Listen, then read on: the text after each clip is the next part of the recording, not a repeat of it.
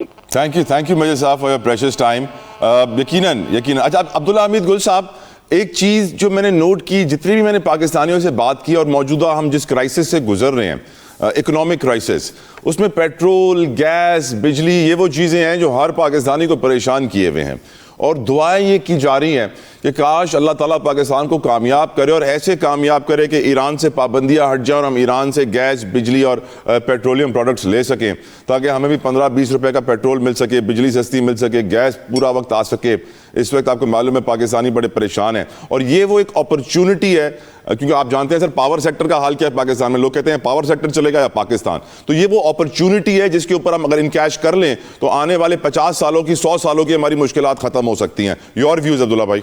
पहले तो मैं ये कहूंगा कि जनरल साहब को आपने रिटायर्ड कहा, मैं इनको रिटायर्ड नहीं मानता। पाकिस्तान फौज का जर्नल हो, मैदान में खड़ा हुआ है, आज भी वो वर्दी उतारी है, जिम्मेदारी तो खत्म नहीं हुई, ये मौजूद है और ये हाजिर है मेरी नजर के अंदर, और इज अ वंडरफुल मैन।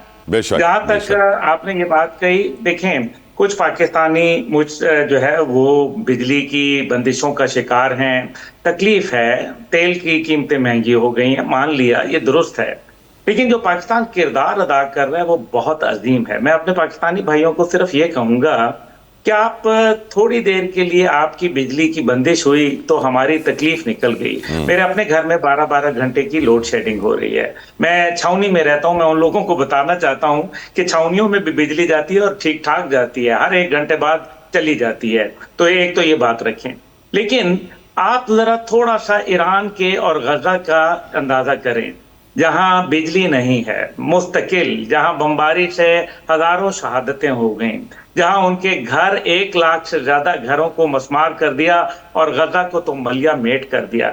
तो मेरे भाइयों, पाकिस्तान जो है वो एक अजीम किरदार अदा कर रहा है। आप अपनी उम्मत इस्लामिया की मुश्किलात को थोड़ा सा महसूस करें, क्योंकि हम एक जिस्म की मानिंद हैं। और बाकी रहा जहां तक, ये आप देखेंगे कि इंशाल्लाह इसी साल पाकिस्तान को इतना आपको फायदा मिलेगा। गैस पाइपलाइन बिछाई जा चुकी है ईरान की जानिब से, जो आपके बिल्कुल बॉर्डर के ऊपर पहुंच चुकी है। पाकिस्तान ने गालिबन 44 किलोमीटर का बिछाना है टुकड़ा, वो भी इंशाल्लाह उस पर काम मेरे ख्याल है हंगामी बुनियाद पर शुरू हो जाएगा। साथ ही साथ तेल जो है वो भी आना शुरू हो जाएगा। और बिजली ऑलरेडी 105 मेगावाट का हमारे फील्ड मार्शल साहब ने और हमारे वजीर आजम साहब जब पीडीएम में थे तो उस टाइम पे उन्होंने एक बॉर्डर मंडी का इफ्तिताह किया था और तुर्बत में 105 मेगावाट का बिजली का मंसूबा भी लगाया था। तो ये तो 3 चीजें हो गई। अब टैग टीम पे बात कर लेते हैं। देखें, पहले हमेशा ट्रॉयका ये हुआ करता था कि एक जो है वो आपको मालूम है वजीर आजम होते थे, आर्मी चीफ होते थे और फिर जुडिशरी होती थी। अल्हम्दुलिल्लाह मैं ये समझता हूं कि इस टाइम पे आर्मी चीफ और वजीर आजम और इस टाइम पे जो पाकिस्तान की रियासत है वो एक ऐसा ट्रॉयका बन के सामने आए हैं जो पाकिस्तान ही नहीं बल्कि पूरी दुनिया के लिए खैर का पैगाम लेके आ रहे हैं। मुश्किल है, पाकिस्तान एक तरफ भारत की प्रॉक्सी अफगानिस्तान से लड़ रहा है तो दूसरी जानिब दुनिया के अंदर एक बहुत बड़ा किरदार अदा कर रहा है और 193 मुमालिक में यूनाइटेड नेशन के अंदर मौजूद हैं। किसी को ये बात नहीं आई कि वो जंग बंदी का किरदार अदा करे। ये पाकिस्तान है जिसने ये जंग बंदी करवाई है और ये मुस्तकिल हो गई है। अब इसके अंदर एक जो पहलू है वो बड़ा इंटरेस्टिंग पहलू है, वो ये है कि एक बदलते हुए दुनिया है। उस बदलती हुई दुनिया के अंदर पाकिस्तान और चीन और आलम इस्लाम एक नया उभरता हुआ ब्लॉक है। जो अब यूनाइटेड नेशन का किरदार कम से कमतर और आईएमएफ, वर्ल्ड बैंक और एफएटीएफ जैसे जो इदारे थे, जो मैं दूसरे तौर पर यह कहूंगा कि ब्लैकमेलिंग के इदारे बनाए गए थे एक सुपर पावर की जानिब से, ताकि अब्दुल्ला हमीद गुल साहब बड़ी अच्छी बात कर रहे थे कि नई सरबंदियां हो रही हैं, चाइना के साथ मुस्लिम उम्मा भी खड़ी और वक्त आ गया है कि हम इस नई सरबंदी से तमाम मुसलमानों को ऊपर लेकर आए, तरक्की की तरफ लेकर आए, डेवलपमेंट और सिक्योरिटी की तरफ लेकर आए। जनरल समरेज सालिक साहब, आपसे कंटिन्यू करना चाहूंगा। सर जनरल साहब, बहुत अच्छी बात है, चाइना's के बारे में अभी दुनिया के जरीदे लिख रहे हैं, फाइनेंशियल टाइम्स, इकोनॉमिस्ट, कि इस जंग के बाद चाइना सुपर पावर बन चुका है, अमेरिका को बाईपास कर दिया है।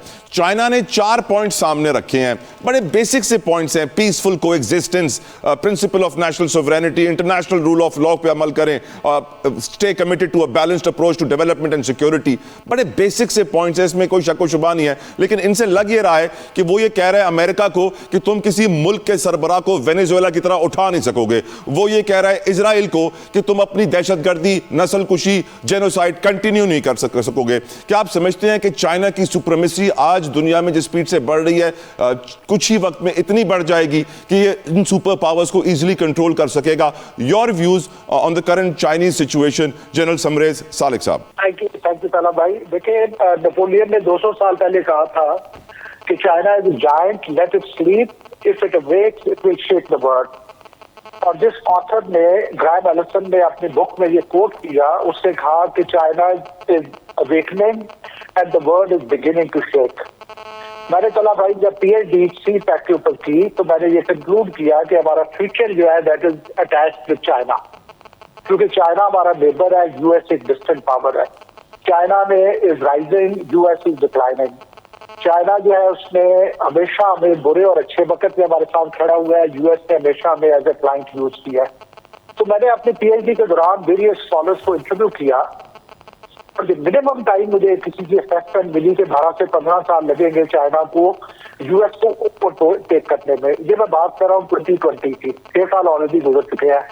वो जो 12 से 15 साल का ओपिनियन दिया था वो थे Bruno Macaes, who is a Portuguese scholar, जिसने किताबें लिखी हुई हैं हमारे रीजन के ऊपर।